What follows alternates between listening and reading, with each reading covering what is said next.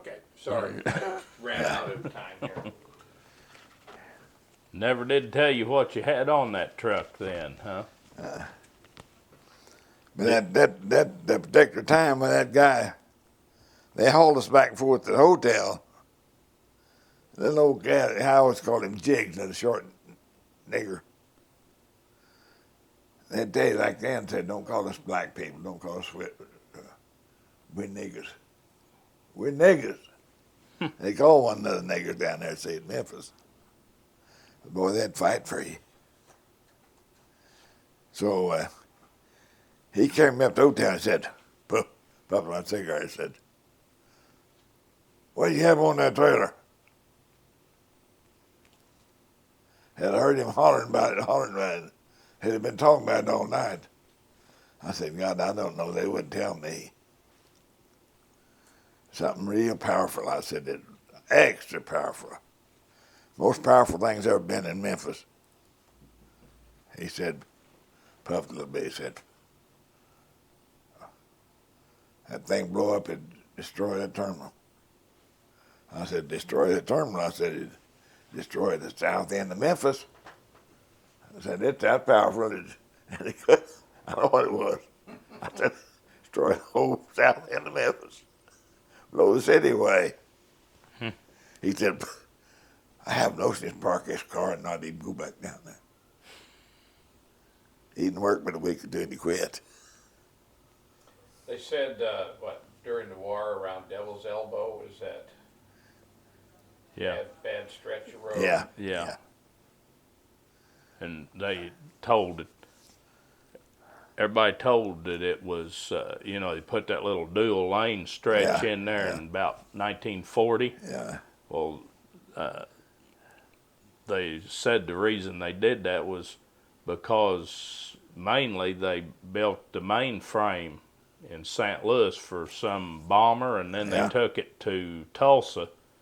And when they got there in Devil's Elbow to go across that bridge, that they had to winch the trailer over. They couldn't drive across that bridge. They had to winch it over and make the curve. It wouldn't make the curve, and they had to drag it sideways as they pulled around. Yeah. It wouldn't cut around there, so that was why they built that 2-lane stretch and hooker cut and all in there, so they could just bypass that curve in there. But the Camel, they haul some explosives, but that was mainly everything at TriState Hold, wasn't it? TriState's all explosives. All explosives, TriState's, But Camel just hauled a lot of regular other freight. I knew that guy real well that shot into that trailer that Blew up out here on the highway. That blowed that strip highway out. Did you ever see that hole that blew out? Yeah, closed the interstate after they did that. Yes. When was that? 1970. I believe it was something like that around there. I knew the guy that done that shot the shell in there. The guy that shot at the truck. Yeah. Yeah, I don't think they was expecting that truck to blow up like that. They didn't. What happened? They was having labor problem, wasn't Having they? labor trouble, union trouble. TriState was running non-union, and they was union, but they was running a bunch of non-union guys over there, and they was trying to put a stop on it, and it backfired. Yeah, they. What was the local? What Teamster local was here? 245. 245 was here. Yeah, they. Well, there's a man and. Was there 2 men and a woman, or a man and a woman? Anyway, they was up there to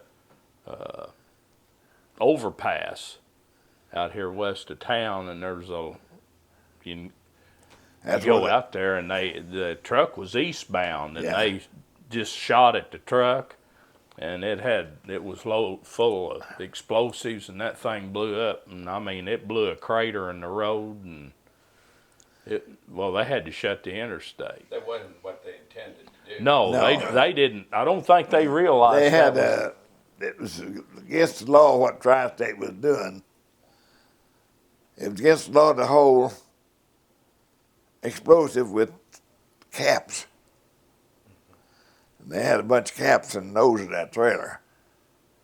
The explosive and the rest of it. And they hit one of them caps. That's what put it off. yeah. They find the people who did it. Yeah. Yeah. They caught the people that shot the trailer.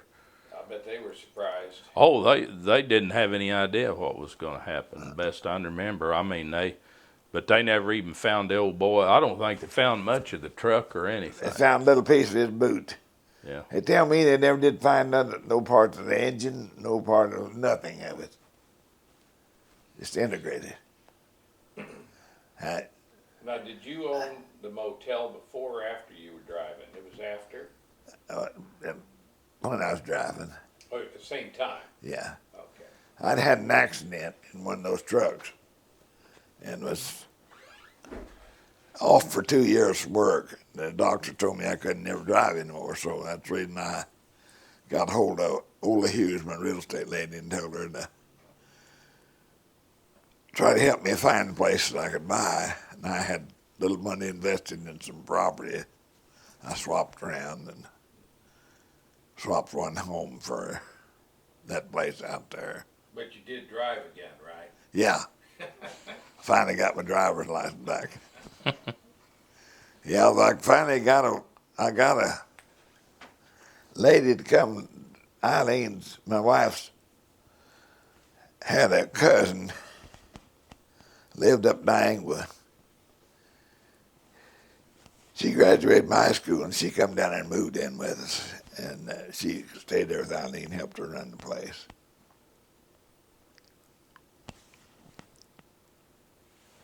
You said you was originally from Hurley and Hurley. Missouri. Yeah. No. During the Second World War, I guess they rationed gas and everything for private individuals, but I guess the trucking industry, they got about all they needed to do the trucking and everything. The necessary trucking and all.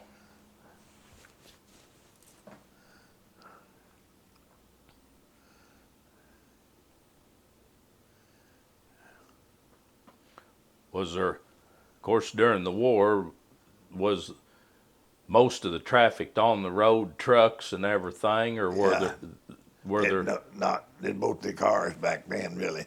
there was still people that could Yeah.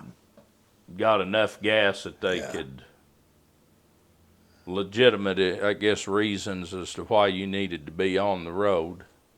Yeah. And I assume, like Greyhound, Trailways buses,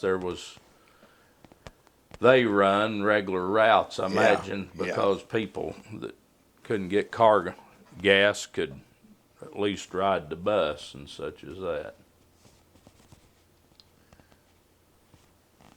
One day we had some people come out there and eat some sandwiches, and they filled up the gas. And this one Spanish guy, he couldn't talk. And the guy was with him was, his hair come down on his shoulders, scrounging looking as he could be, and his girlfriend was the same way. And they was handling that Spanish guy's money in this Spanish guy's car. I told Eileen after they left, I said, we should have took license number off that car. Got some ID, because I said they'll kill that guy before they get very far with him, the way they're doing him. About 3 or 4 days later, here come Greene County Sheriff down there. They found that man and woman up here between here and Buffalo out in the field dead. He'd killed them. He killed them. I don't know whether they ever found him or not. They come there 2 or 3 times, and I would patrol about it. I guess we was the last one saw him. The other put gas. We couldn't really identify what kind of car he had or nothing.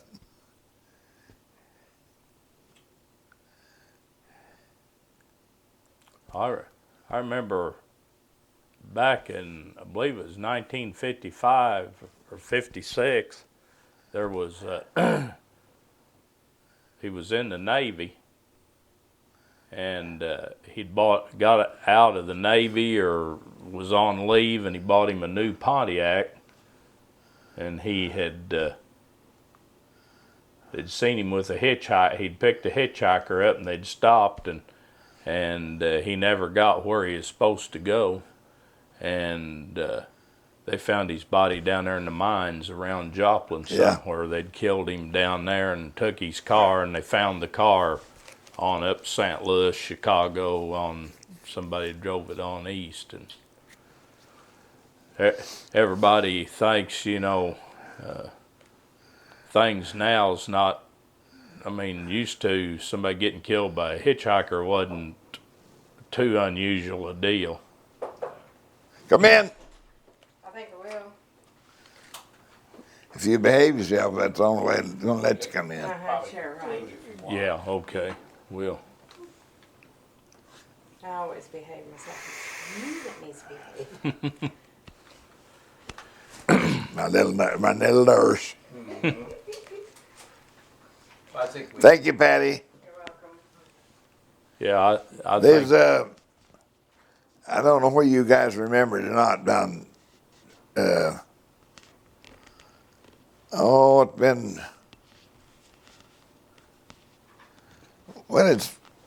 we still had that place out there that this happened, but we had a guy that been coming out there all the time, the 2 boys, Terry Cobb and Vance Stancliffe. And the sheriff over there, Lawrence County, come up there one day and told me, he said, run them off, don't let them hang around here. I said, you run them off. I said, I know them boys are dangerous just like you do. You think I want to get killed? I've got to get along with them while they're here. Well, are you selling stuff on the credit? And I said, yeah. I've sold them a gas, 2 or 3 tanks of gas on the credit. I told him, I'll sell you 1 tank and he pay me. Well, then you get it low, I'll sell you another tank someday. But one tank at a time. He said, they caught me selling it to another guy there, see, and said, you selling it to him on credit? I said, yeah, I do, but I said, he's got to pay up every time he gets 1 tank, and he's got to pay up before he gets any more. So that's the way I was doing them. And he told me one day, he said, had been shooting store windows out around Mount Vernon and Miller and Marionville and Monette. I said, did anybody ever shoot these windows out here? I said, no. I said, man, I need try to stay good friends to everybody. And I said, somebody shoot on him. I said, sometime we're in here working, we got the blinds all pulled. I said, they wouldn't want to shoot us. That's just the way I'd always talk to them, And one day they come in there and they had a little old pistol on. I fired him out of the car and I said, you little SOBs. I said, you know better than to come in my business with a pistol on you. Like that, I said, you put me on the spot. I said, don't never come in there with that pistol on you. Don't never come in my business with it anymore. I said, I'm not going to turn you in or anything, but I said, just don't do it. I said, keep yourself, your nose clean as you can, and I'll try to keep mine nose clean. Yeah.